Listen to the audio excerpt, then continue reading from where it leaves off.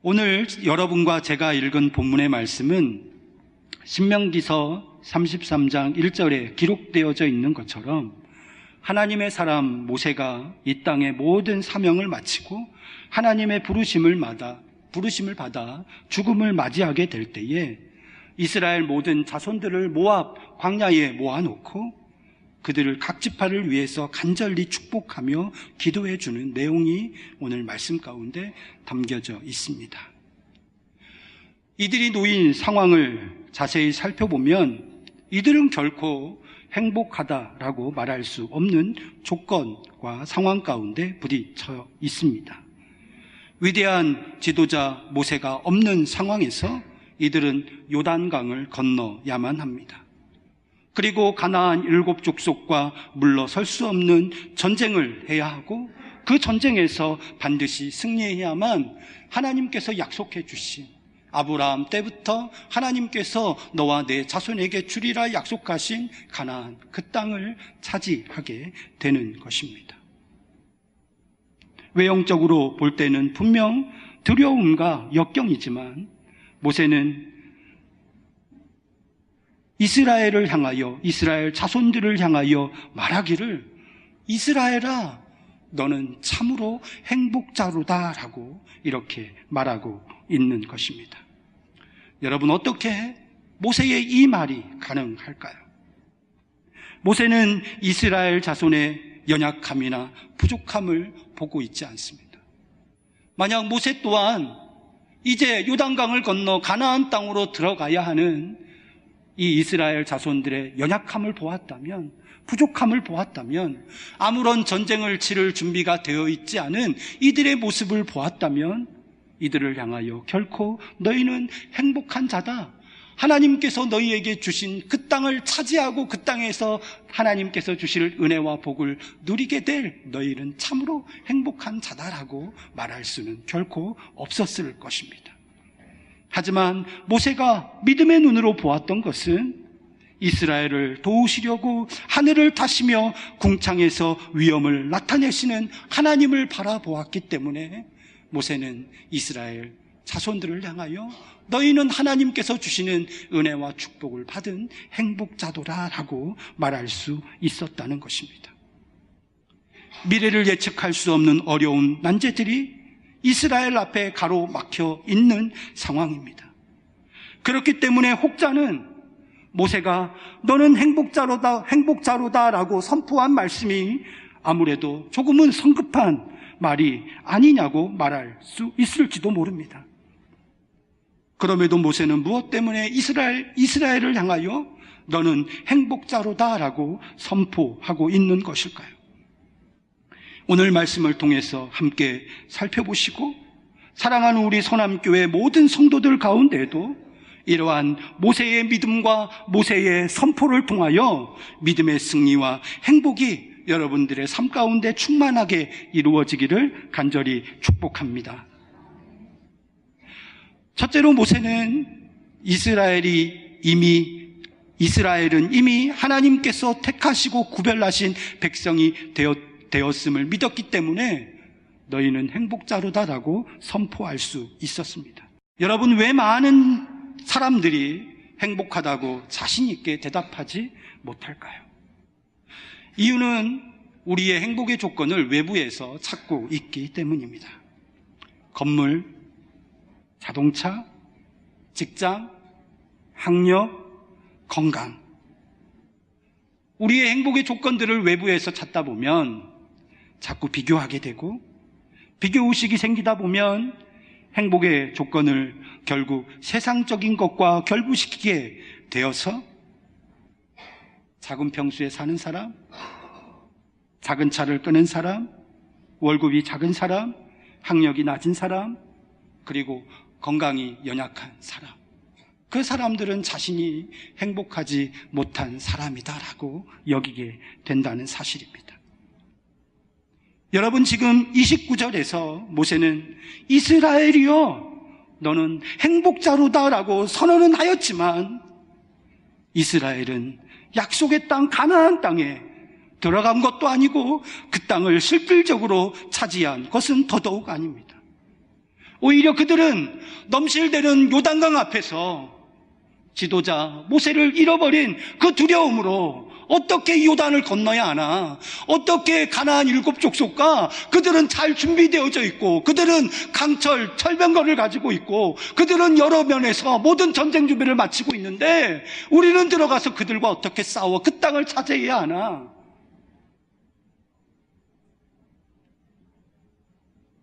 그러한 두려움과 어려움들이 그들 앞에 놓여져 있는 상황입니다.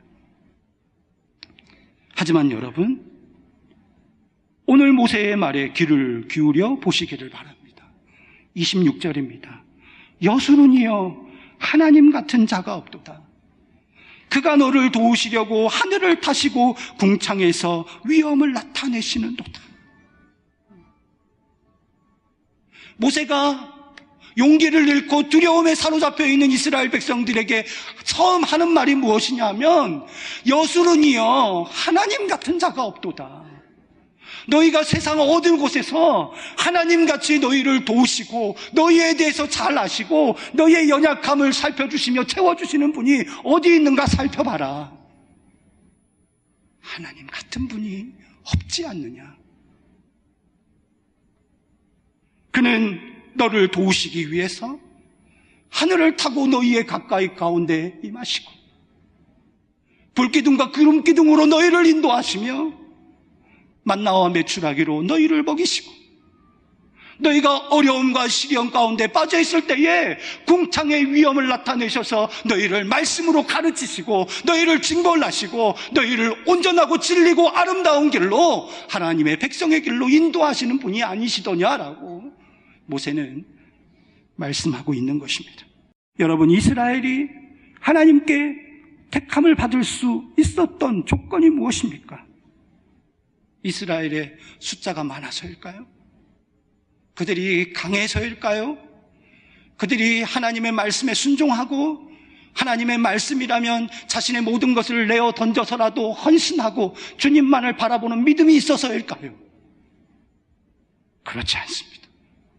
하나님께서는 그들의 조상 아브라함이 하나님께 드렸던 헌신을 받으셨고, 아브라함이 하나님께 보여드렸던 믿음을 받으셨고, 그로 말미암아 아브라함에게 약속하신 너와 내 자손에게 이 땅을 주리라 약속하시고 계약하신 그 말씀을 실현하시고 이루시기 위하여 이스라엘 자손이 연약할지라도, 믿음이 없을지라도, 심지어 그들이 목이 곧은 백성일지라도 그들을 변함없이 사랑해 주시고 그들을 끌어안아 주시고 그들을 의로운 백성이라 택하고 인정해 주신다는 사실입니다.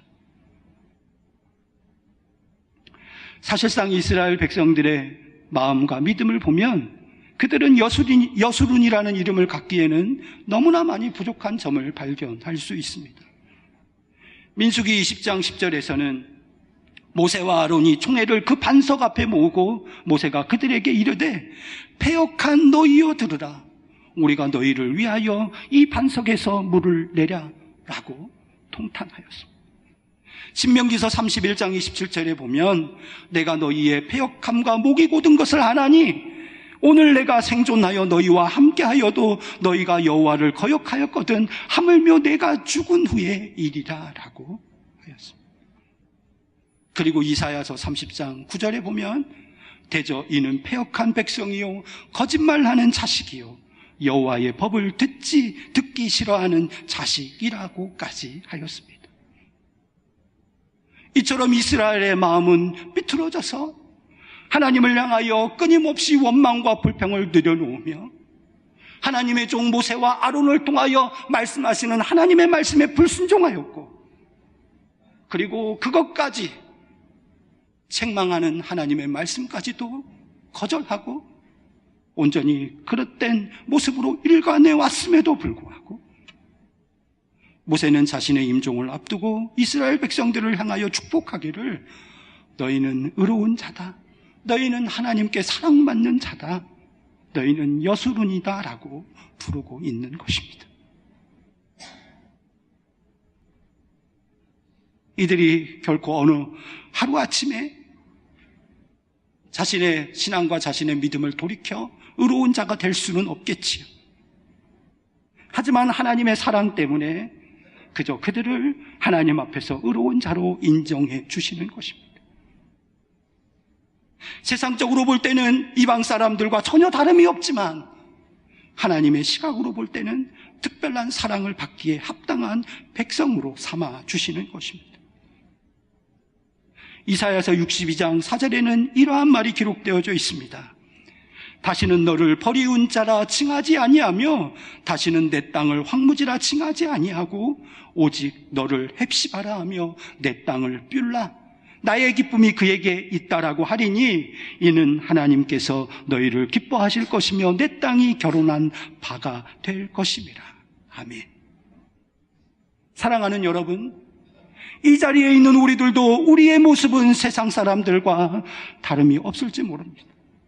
어쩌면 예배를 마치고 교회의 문을 벗어나 자동차를 끌고 나가면 길거리에서 곧바로 우리의 입술에서는 신앙인으로서 내뱉지 못할 여러 가지 말과 그리고 여러 가지 편법과 온전치 못한 말들을 쏟아내며 우리의 삶 가운데 그렇게 살아갈지도 모릅니다. 하지만 하나님께서는 이미 우리를 받아주셨다는 사실입니다. 하나님께서는 이미 우리를 사랑해 주시고 계시다는 사실입니다. 하나님께서는 이미 우리를 의로운 자, 우리를 행복한 자다라고 말씀해 주고 계시다는 사실입니다. 사랑하는 성도 여러분, 여러분의 영의 눈을 여셔서 우리를 사랑으로 받아주시는 하나님을 바라볼 수 있게 되기를 간절히 소원합니다. 그리고 오늘 이 예배 가운데 우리를 안아주시고 우리를 품어주시며 우리의 마음을 위로해 주시고 우리의 마음의 소원을 아시며 그 소원대로 채워주시고 만족함을 주실, 행복함을 주실 그 하나님을 기쁨으로 예배하며 나아갈 수 있는 여러분들이 되시기를 주님의 이름으로 축복합니다. 두 번째로, 모세가 이스라엘 백성들을 향하여 너희는 행복자다라고 말할 수 있는 것은 하나님께서 이스라엘을 돕고 계시기 때문입니다. 26절 하반절에 보면 이렇게 기록되어져 있습니다. 그가 너를 도우시려고 하늘을 타시고 궁창에서 위엄을 나타내시는도다. 29절 하반절에 보면 이렇게 기록되어져 있습니다. 여호와의 구원을 너같이 얻은 백성이 누구냐? 그는 너를 돕는 방패시요 내 영광의 가리시로다. 내 대적이 내게 복종하리니 내가 그들의 높은 곳을 밟으리로다. 아멘. 여러분, 우리 하나님은 어떠한 분이실까요? 그는 택하신 백성을 도우시려고 하늘을 타시고 궁창에서 위엄을 나타내시는 분이십니다. 하나님의 무한하신 권세와 전지전능하심과 무소불능하심, 놀라우신 능력을 동원하셔서 하늘을 타고 우리의 연약함, 이스라엘 백성들의 연약함과 부족함을 채워주시고 그들이 어렵고 시련 가운데 있을 때에 그들을 능하신 발로 건져주시는 분이 바로 우리가 믿는 하나님이라는 사실입니다. 이처럼 천지의 대주제이신 하나님께서 이스라엘을 돕고 계시다면, 이스라엘을 붙잡고 계시다면, 이스라엘을 가나안 땅으로 인도해서 그 땅을 차지하게 하신다면 감히 그들을 대적해서 이길 수 있는 자가 누가 있겠습니까? 하나님께서는 좀 더 구체적으로 이스라엘을 도우시겠다는 방법을 27절에서 다음과 같이 말하고 있습니다.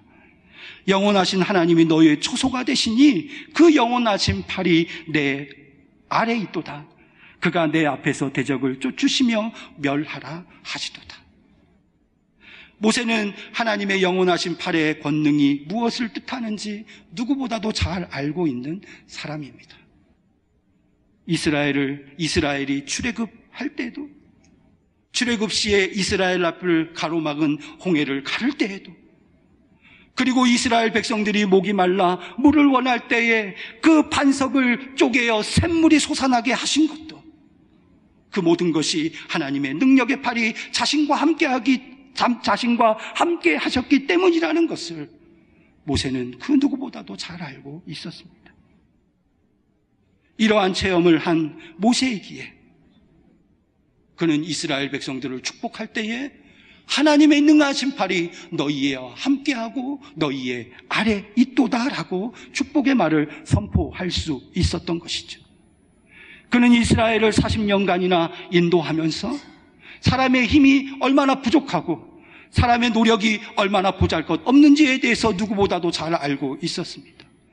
그리고 르비딤에서 아말렉과의 전투를 벌일 때에도 자신이 하루 종일 하나님 앞에 팔을 들고 하나님 앞에 기도해야 했지만 자신이 노쇠하고 연약함으로 말미암아 아론과 훌이 자신의 팔을 붙잡고 하나님 앞에 기도하며 나아갔던 그것도 모세는 경험하였습니다.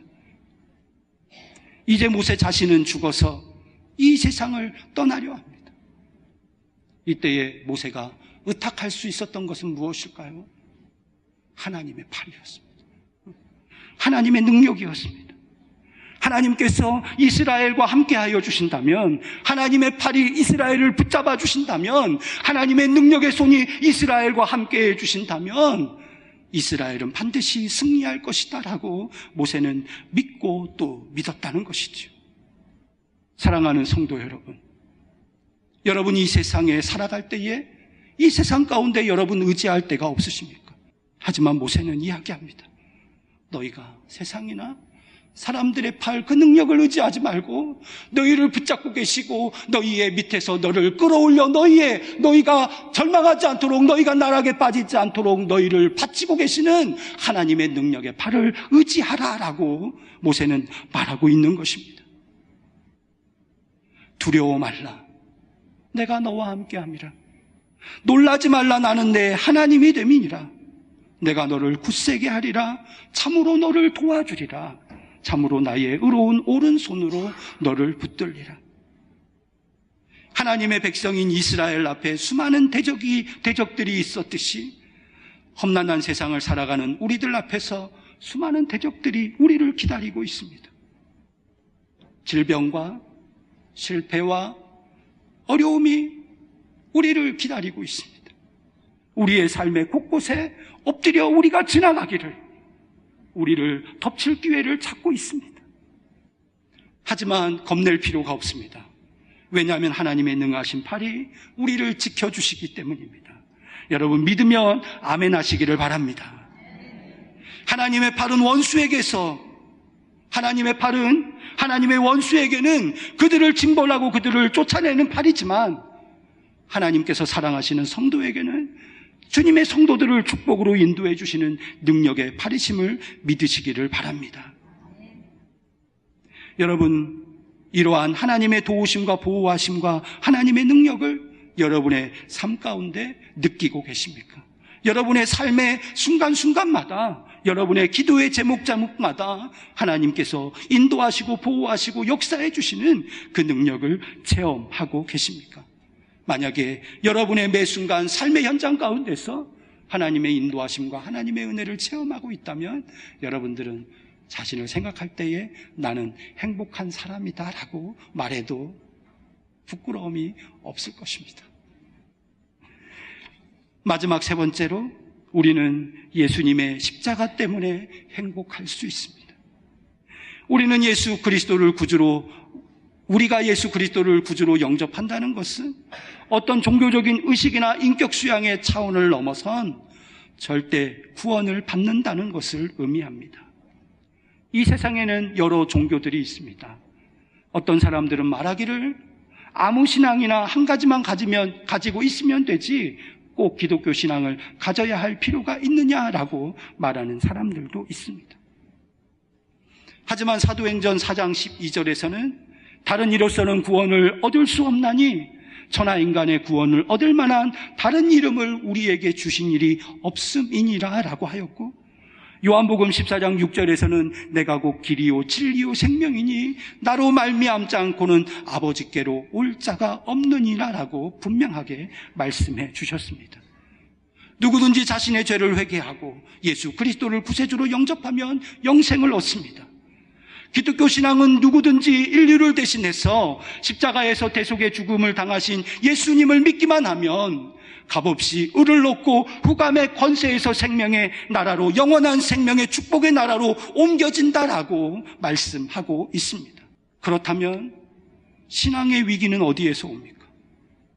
바로 조금 전 말씀드렸던 하나님께서 나를 자녀 삼아 주셨다는, 하나님께서 나를 구원해 주셨다는 그 감격을 잃어버릴 때, 그 감격이 내 안에서 조금씩 희미해져 갈 때 신앙의 위기가 온다라는 것입니다.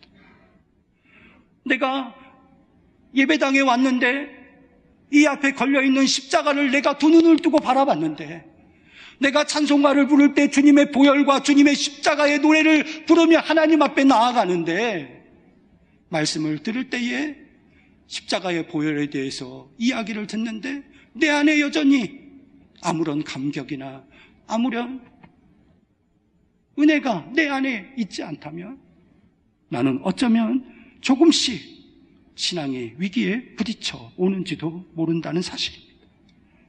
가정의 위기가 언제 올까요? 가정 안에 신뢰와 사랑이 깨어질 때 시작됩니다. 교회의 시험은 어떻게 올까요? 구원의 은혜를 체험하지 못한 사람들이 인간적인 명예 욕망을 앞세워 일을 하기 시작할 때 교회에는 다툼과 시험이 시작된다는 사실입니다. 모세를 보십시오. 그는 바로 왕의 공주의 양아들로서 당시에 애굽의 권력 구도에서 그대로 그 자리에 있기만 해도 그는 최고의 통치자의 자리에까지 올라갈 수 있었습니다. 어쩌면 그는 바로의 위치까지도 올라갈 수 있었을지도 모릅니다. 그러나 그는 하나님께서 자신을 만나주시고 하나님께서 자신을 유대 백성으로, 하나님의 백성으로 택하여 주셨다는 것, 그 사실을 알고 자신은 왕의 공주의 아들이라는 칭호를 거절하였습니다. 히브리서 11장 24절에 보면 믿음으로 모세는 장성하여 바로의 공주리의 아들이라 칭함을 거절하고 도리어 하나님의 백성과 함께 고난받기를 잠시 죄악의 날을 누리는 것보다 더 좋아하고 그리스도를 위하여 받는 능력을 애굽의 모든 보화보다 더 큰 재물로 여겼으니 이는 상 주심을 바라봄이라 라고 하였습니다. 이 말은 모세는 자신의 삶에 진정 무엇이 행복한 것인지, 자신의 삶에 무엇이 진정 가치 있는 것인지, 자신의 삶에 무엇을 버려야 하고 무엇을 선택해야 하는지 모세는 분명히 알고 깨달았다는 것입니다. 바로 이러한 은혜를 이스라엘이 알았고 또 이스라엘이 하나님의 은혜를 힘입었기에 모세는 이스라엘을 향하여 너는 참으로 행복자로다 라고 말할 수 있었던 것입니다. 사랑하는 성도 여러분, 혹 여러분 안에 예수 그리스도와 십자가를 생각하는데도 불구하고 아무런 구원의 감동이나 구원의 감격이 없는 그러한 삶을 계속 살아가고 있지는 않습니까? 그렇게 살아가고 있으면서도, 그렇게 예배의 자리에 나오고 있으면서도 나는 하나님의 사람이다, 나는 하나님께로부터 택함받은 사람, 하나님께로부터 구원받은 사람, 하나님께로부터 영원한 행복의 나라를 유업으로 받을 사람이다라고 여러분 스스로를 자위하고 있지는 않습니까? 나의 죄를 위하여 십자가에 대신 죽으셔서 구원의 은혜를 베풀어 주신 예수 그리스도를 오늘 이 시간 다시 한번 여러분의 마음 깊숙한 곳에서 감격과 은혜로 맞을 수 있는 이 시간 되시기를 주님의 이름으로 간절히 축복합니다. 사랑하는 성도 여러분, 지금도 여러분 스스로 나는 불행한 자다, 나는 힘이 없는 자다, 그렇게 여러분 스스로를 생각하고 계십니까? 아닙니다, 여러분.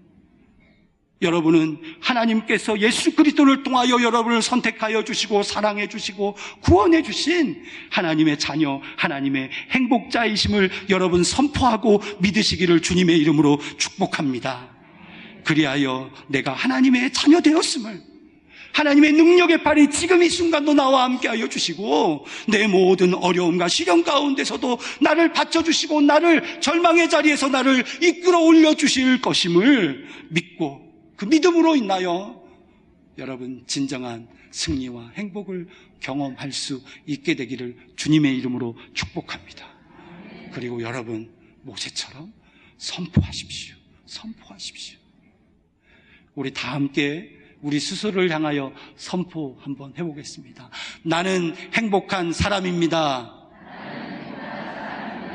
선포하는 그 선포가 여러분의 삶 가운데 그대로 응답되는 놀라운 기적의 역사가 일어나게 될 줄로 믿습니다.